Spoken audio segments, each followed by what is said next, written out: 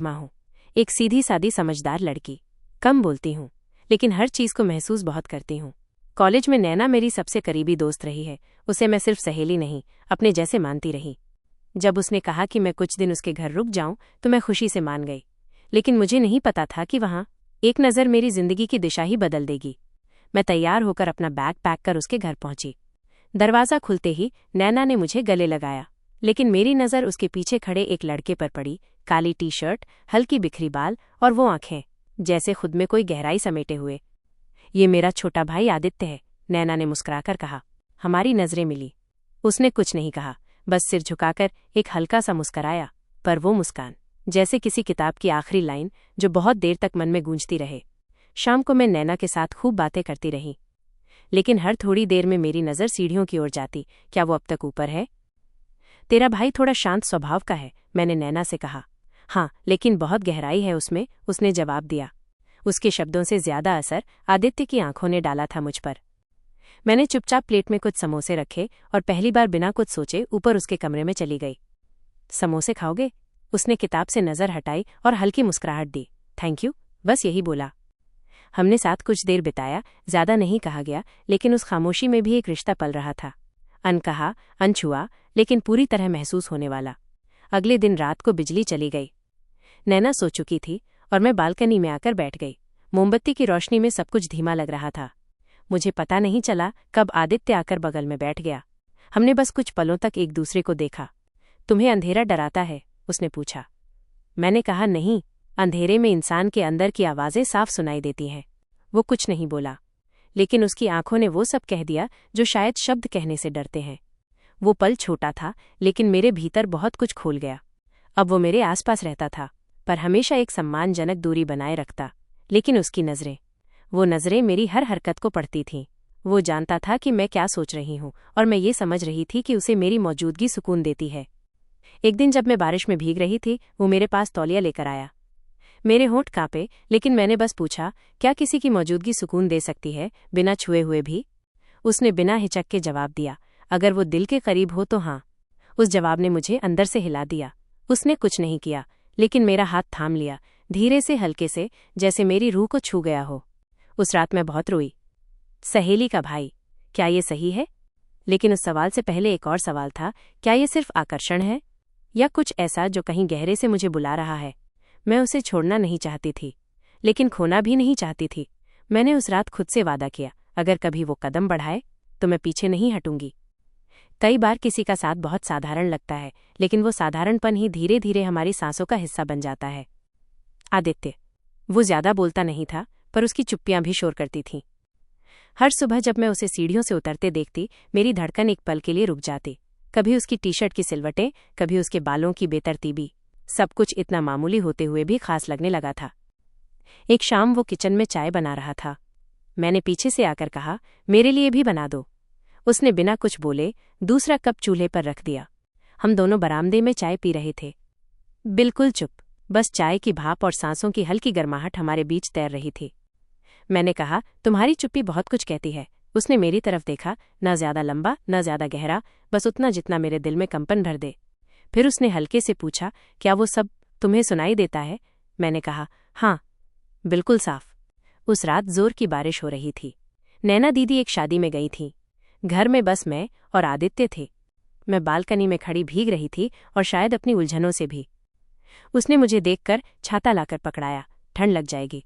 मैंने कहा, दिल को लगी चीजें छाते से नहीं रुकती। वो चुप रहा, फिर पास आकर सिर्फ एक बात बोली, मैं तुम्हें ठेस नहीं पहुंचाना चाहता, लेकिन तुमसे दूर भी नहीं रह पाता। मैंने उसके कंधे पर हाथ रखा, तो पास रहो, बस शब्दों से नहीं, एहसास से। उस रात हम दोनों ड्राइंग रूम में थे। टेलीविजन चल रहा था, लेकिन किसी का ध्यान स्क्रीन पर नहीं था। धीरे धीरे वो मेरे बगल में आकर बैठा, और मैंने बिना कुछ कहे अपना सिर उसके कंधे पर रख दिया। उसने मेरी उंगलियां थाम लीं, और न जाने क्यों उन उंगलियों की पकड़ में एक सुरक्षा सी थी। वो छू नहीं रहा था, लेकिन मेरा पूरा वजूद जैसे उसकी बाहों में सिमट गया था। गलती तो नहीं है ये? मैंने फुसफुसाकर पूछा। अगर इसे गलत कहूं तो खुद से नजरें नहीं मिला पाऊंगा, उसने जवाब दिया। हम उसी तरह बैठे रहे, बिना किसी हड़बड़ी, बिना किसी नाम के, बस एक एहसास के साथ। सुबह जब मैंने आंखें खोली, वो वहीं था, मेरे पास, मेरी ओर देखता हुआ। उसकी आंखों में कोई पछतावा नहीं था, बस एक साफ सच्चा अपनापन। मैंने धीमे से मुस्कुराकर कहा, आज पहली बार, मुझे खुद से कोई शिकायत नहीं। उसने कहा, तुम जैसी हो वैसी ही सबसे खूबसूरत हो।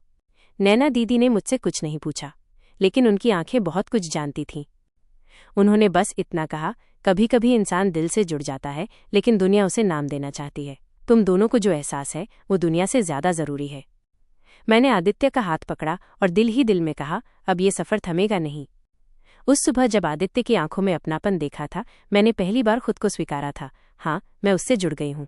एक ऐसे रिश्ते में जिसकी कोई परिभाषा नहीं, लेकिन गहराई बेहिसाब है।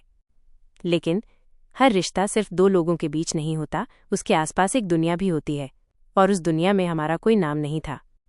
मैंने खुद को आईने में देखा, सूजे हुए आंखें, उलझे बाल और दिल की अजीब बेचैनी। क्या मैं वो कर रही थी जो नैना कभी सोच भी नहीं सकती थी? मैं उसकी सहेली हूं और वो उसका भाई। इतना कहने भर से ही एक अपराध जैसा बोझ दिल पर बैठ जाता, लेकिन जब मैं उसकी आंखों में देखती तो ये बोझ पिघलने लगता। अब आदित्य मेरे आसपास होते हुए भी कुछ दूरी बनाए रखता था। शायद दीदी के सामने खुद को रोक रहा था, लेकिन मेरी आंखें अब उसे देखने के लिए बेचैन रहती। एक दिन उसने बस किताब पकड़ाते हुए मेरी उंगलियां छू लीं। वो छूना कुछ सेकंड का था, लेकिन मेरी रूह तक एक कंपन दौड़ गई। उस दिन मैंने महसूस किया, हमारा रिश्ता कभी बदन का नहीं था, ये रूह की जगह मांग रहा था। दीदी की चुप निगाहें और मेरी घबराई धड़कन। नैना दीदी अब कम बोलती थीं। उनकी मुस्कुराहट में एक सतर्कता थी, जैसे वो सब कुछ समझ गई हों, लेकिन बोलना नहीं चाहती। एक शाम उन्होंने मुझे अकेले में बुलाया। कहने को कुछ नहीं कहा, बस चाय का कप मेरे हाथ में दिया और पूछ लिया, तू खुश है? मैंने सिर झुका लिया। शब्द नहीं निकले, लेकिन आंखों से एक बूंद टपक पड़ी। जो भी कर, सच्चा कर। प्यार झूठ से ज्यादा नहीं टूटता, भरोसे के बिना टूटता है। बस इतना कहकर वो चली गई। भागने का ख्याल मेरे मन में। उस रात मैंने बैग पैक कर लिया था। मैंने सोचा चुपचाप चली जाऊं कहीं दूर, लेकिन जब मैं सीढ़ियों से नीचे उतर रही थी तो आदित्य वहां खड़ा था। कुछ नहीं पूछा, बस मेरे चेहरे को देखा, और उसकी आंखों में वो एक बात थी जो सब रोक देती है। मैं तुझे खोना नहीं चाहता। मैंने वही बैग वहीं छोड़ दिया। उस रात हमने कुछ भी नहीं किया, बस एक दूसरे के पास बैठे रहे, मेरे हाथ में उसका हाथ और मेरी आंखों में उसकी पुकार। उसने कहा, दुनिया को जो सोचना है सोचे।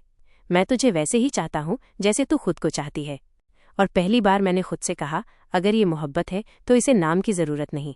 अब वो दौर आ गया था जब सिर्फ एहसास काफी नहीं था। हमें अपने रिश्ते को, अपनी भावनाओं को या तो स्वीकार करवाना था या हमेशा के लिए खामोश रह जाना था। एक सुबह मैंने दीदी से कहा, नैना, मुझे तुमसे कुछ कहना है। वो मुस्कुराई, हल्की सी। आदित्य के बारे में? मैं चौंक गई। तुम जानती थी? मैं महसूस करती थी और अब जान रही हूं। मैंने हाथ पकड़ लिया उनका। मैं उसे तकलीफ नहीं देना चाहती थी, लेकिन उससे दूर रह भी नहीं सकती। उन्होंने मेरी आंखों में देखा, अगर तुम उसे अपनी मर्जी से चुनती हो और वो तुम्हें अपने सम्मान से रखता है तो मैं तुम्हें जाने नहीं दूंगी। मैं तुम्हें इस घर की बहू बनाकर ही विदा करूंगी। मेरी आंखों से आंसू झर पड़े। एक सादा लेकिन सबसे प्यारा रिश्ता। कुछ हफ्तों बाद घर में चुपचाप एक सगाई हुई। न शोर न तामझाम, दो आत्माओं का मिलन और एक बहन की मौन स्वीकृति। मैंने आदित्य की ओर देखा। उसने मेरा हाथ पकड़ा और कहा, अब तू मेरी दुनिया है, नामों से परे, रिश्तों से ऊपर। आज हम एक परिवार हैं। अब मैं इसी घर की बहू नहीं, बेटी भी हूं, दोस्त भी और उसकी जीवन साथी भी। हम साथ चाय पीते हैं, साथ किताबें पढ़ते हैं, और जब रात गहरी होती है हम एक दूसरे की हथेलियां थामकर बस चुप हो जाते हैं। वो चुप्पी अब बोझ नहीं, सुकून है। अंतिम मैसेज, कभी कभी रिश्ते नामों से नहीं, एहसासों से बनते हैं। अगर कोई प्यार तुम्हें अंदर से शांत करता है तो दुनिया की परिभाषाओं से डरो मत। प्यार वो नहीं जो जोर से कहा जाए, प्यार वो है जो चुपचाप जी लिया जाए, सम्मान के साथ, सच्चाई के साथ। कहानी पसंद आई हो तो चैनल को सब्सक्राइब करें एवं वीडियो को लाइक और शेयर करें, ताकि आपको इसी तरह की कहानी की अपडेट्स मिलती रहे। चैनल को सब्सक्राइब करने वालों के लिए मैं ईश्वर से प्रार्थना करूंगी कि उनका प्यार और उनकी चाहत हमेशा उनके करीब रहे। चैनल को सब्सक्राइब करने के लिए आपको दिल से धन्यवाद।